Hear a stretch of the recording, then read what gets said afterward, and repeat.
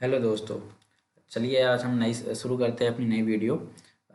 जो नया क्वेश्चन है जैसा कि आप देख रहे हैं, जैसे यहाँ पे एप्पल एंड ऑरेंज जो कि हैकर रैंक का है।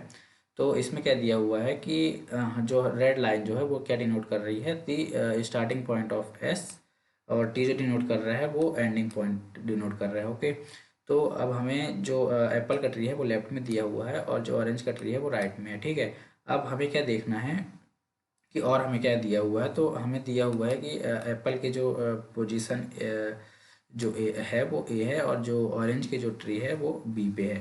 ठीक है। अब हमें अब ये दिया हुआ है कि हमें जैसा कि एप्पल ये लगा हुआ है, यदि एप्पल यदि नीचे गिरता है तो जो उसकी ओरिजिनल पोजीशन है उससे जो डी डिस्टेंस पे एप्पल गिरेगा या फिर ऑरेंज गिरेगा। ठीक है। और इसमें ये भी दिया हुआ है, अगर जो डी की वैल्यू नेगेटिव आती है तो वो लेफ्ट साइड पे गिरेगा, और अगर पॉजिटिव आती है तो वो राइट साइड पे गिरेगा। ठीक है।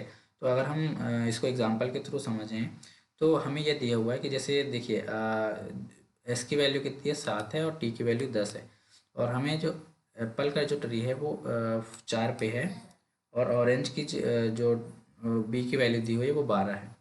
सो अब हम यहाँ देखें कि एम की जो वैल्यू है 3 है और एन की वैल्यू 3 है। अगर हमें अब हमें क्या कैलकुलेट करना है, देखिए अब सिंपल सा लॉजिक है। इसमें हमें कैलकुलेट करना है कि अगर जो 4 की वैल्यू, ये जो 4 है, ठीक है, और ये जो 12 है, तो इसको हम क्या करेंगे, ये जो एप्पल की जो वैल्यूज़ है, जो एप्पल की वैल्यूज़ है, जहाँ पे जो एप्पल्स की वैल्यूज़ दी हुई है, तो हम क्या करेंगे, 4 और 2 इसको अपन ऐड करेंगे। तो कितना आ जाएगा अपने पास, ये दिया हुआ है 6। और जो नेक्स्ट है 4, 3, 7। ठीक है। 4 और -4 0। तो अब हमें जो दिया हुआ है नीचे एम और एन की वैल्यू है, तो हमें एम टाइम्स जो लेना है वो एप्पल की वैल्यूज दी हुई है, और जो एन है वो एन टाइम्स दी हुई है ऑरेंज की वैल्यूज। ठीक है।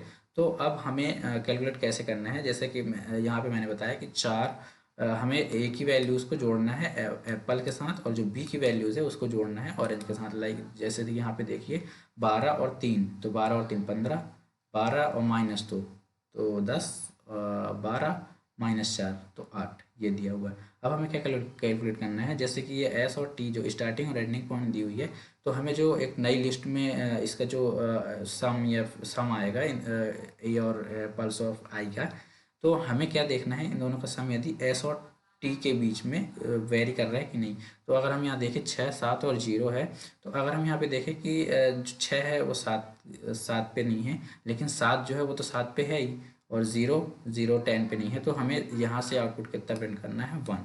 ठीक है। अब अगर हम देखें ऑरेंज वाली की, तो ऑरेंज वाला जो अपने पास सम करने के बाद जो आया वो ये है।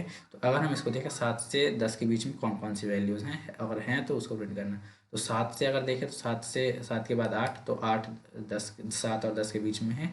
और अगर हम 10 देखें तो वो 10 पे ही है, तो हमें जो है इंक्लूसिव वैल्यू को निकालनी है। ठीक है। तो यहाँ पे हम 8 और 10 जो मिला तो वो आउटपुट आ जाएगा 2। तो अब हमको एक फंक्शन बनाना है जिसमें हमें सारी वैल्यूज़ दी हुई है, और हमें लॉजिक लिख के और हमें आउटपुट प्रिंट करना है। तो अगर हम यहाँ पे देखें, जैसा कि मैंने कोड लिखा हुआ है, ये मैंने इनपुट लिया हुआ है, और इसके बाद मैंने एक लूप चलाया जिसमें कि जो वैल्यू है वो ए के साथ ऐड करेंगे, फिर अपन बी के साथ ऐड करेंगे, बी ए के साथ एप्पल्स वाली वैल्यूज़ को ऐड करेंगे, और बी के साथ ऑरेंज वाली वैल्यूज़ को ऐड करेंगे, और उसको मैंने एक लिस्ट में अपेंड कर दिया। जो एल ए है वो लिस्ट ऑफ एप्पल है, और एल ओ जो है लिस्ट ऑफ ऑरेंज है। और फिर हम चेक करेंगे कि अगर एल ऑफ के जो है, जो हमारा नया आया है, तो अगर वो एस और T+1 के बीच में है, मीन्स इफ़ वी आर, यदि हमारे पास 7 और 10 है, 7 और 11 है, तो हमें 7 और 11 के बीच में चेक करना है।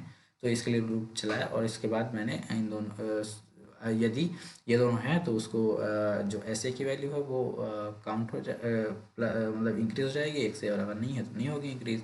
चलिए अब हम इसको रन करके देखते हैं कि कैसा हो आता है। ये सारे टेस्ट केस पास हो गए। अब हम इसको सबमिट करेंगे।